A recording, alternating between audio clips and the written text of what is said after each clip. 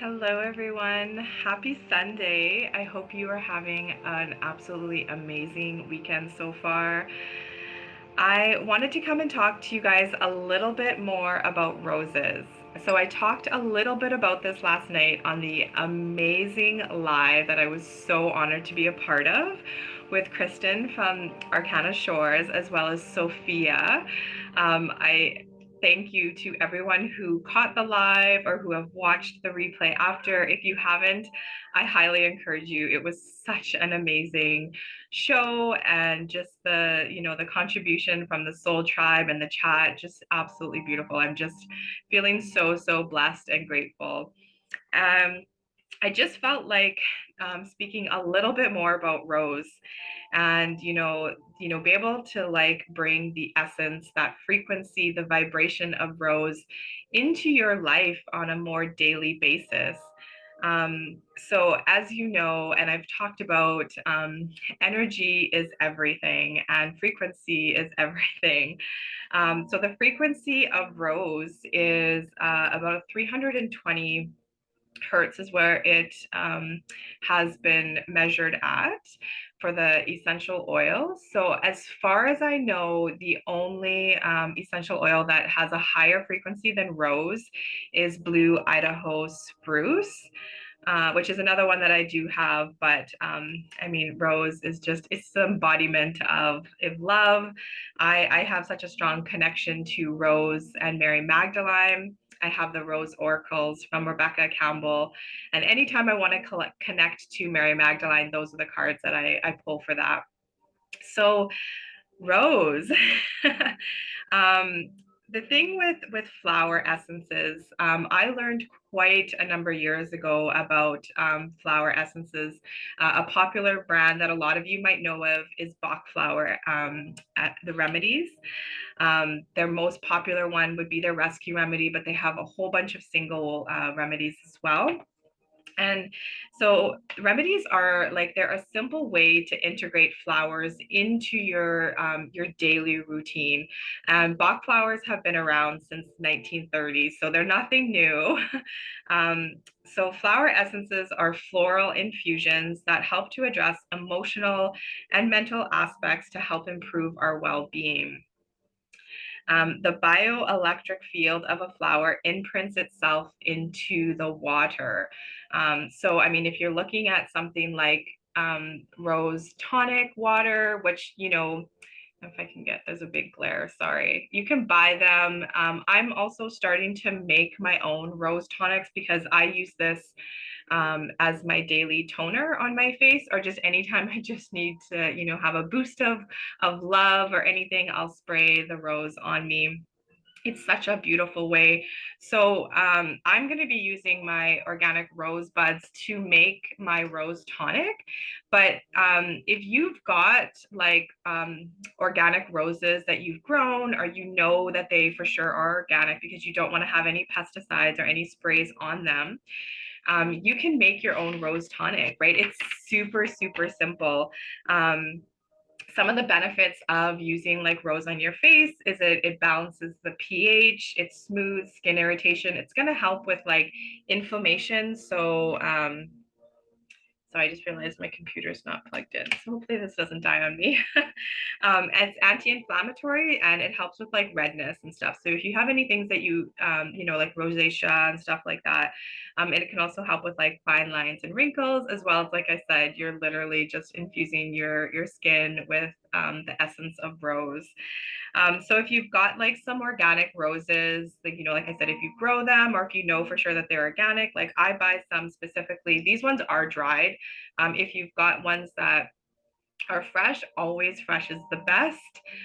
So if you get a pot, you'll put them in there, depending on how much you're wanting to make, right? Like it's all an experiment, but you'll put your roses in there. I suggest that you clean them ahead of time, just to make sure, that if they're ones that you've grown, that there's no bugs or anything on them. So give them a good clean, you put them in there, and then you're going to want to use distilled water, and then just bring that up to a simmer. Like, definitely don't ever boil. Anytime you're working with herbs and stuff, you don't want to bring them to a complete boil. You're just going to land up burning away like all the really good aspects of, you know, the herb or the flower that you're working with. So just bring it to a simmer, you know, let that sit for about 20 to 30 minutes and then let it cool down and then drain out, you know, the water that you've infused. And there's your rose tonic. You know, like that's a simple way. Obviously, making it at home, you're going to want to just keep that in the fridge. It's going to last, you know, keep it in a clean container. You know, so I always use glass jars. If it's a glass jar that you're reusing, just, I always recommend just to boil it in some water just to make sure it's clean. You don't want to have any like residue of whatever was in there before. You can pour that in there. If you're making like a tonic, put some of that rose in there, and then you can fill the rest again with distilled water and make it go further.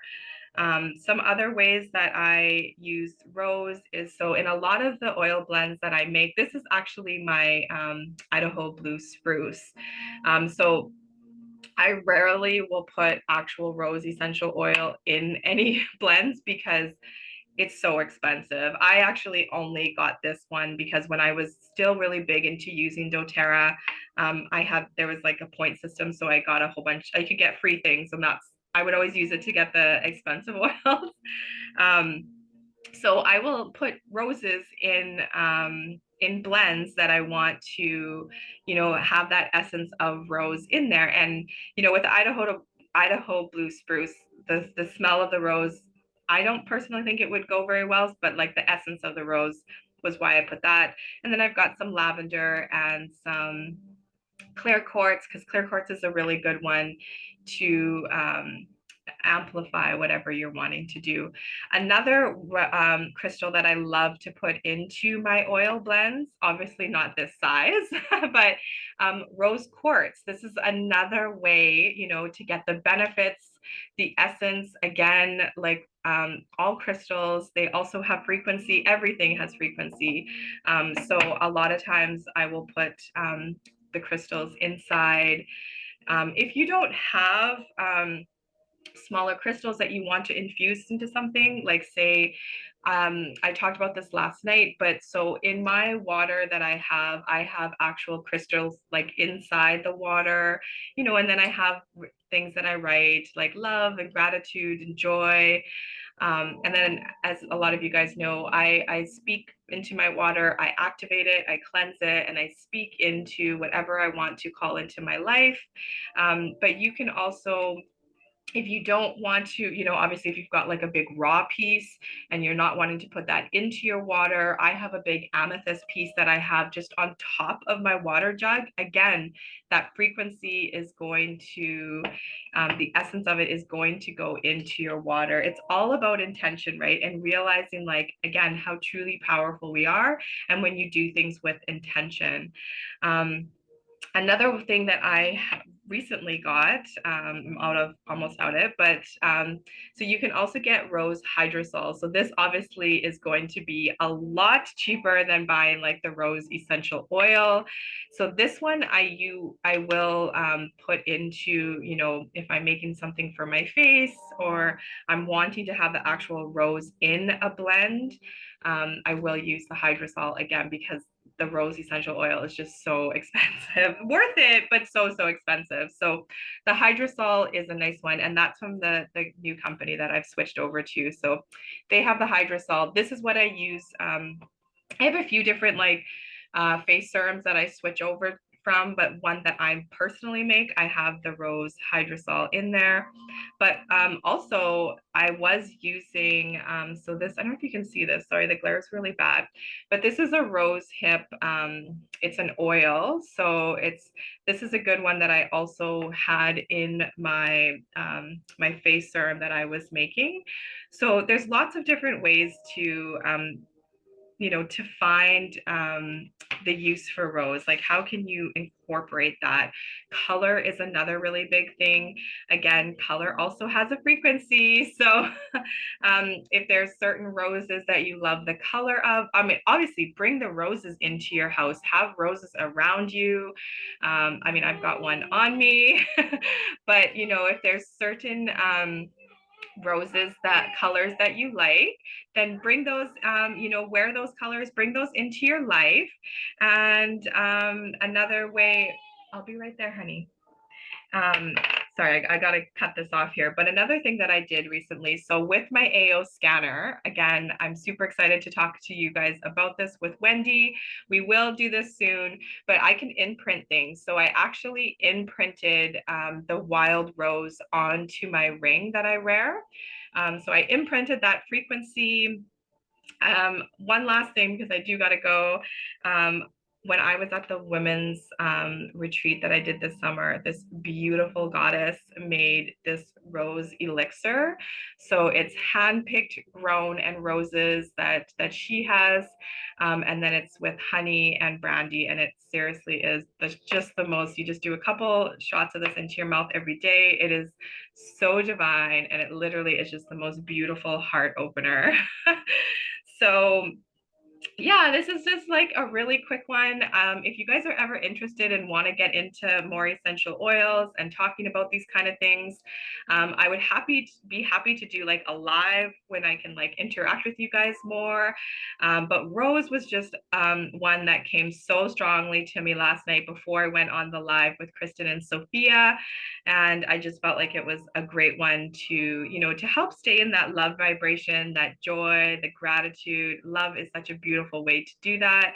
And rose to me is just the essence of love. I hope you guys enjoyed this. Enjoy the rest of your day. I'm going to get going here and enjoy my day with my kids. Have an absolutely amazing Sunday in love, light, and always gratitude. Take care.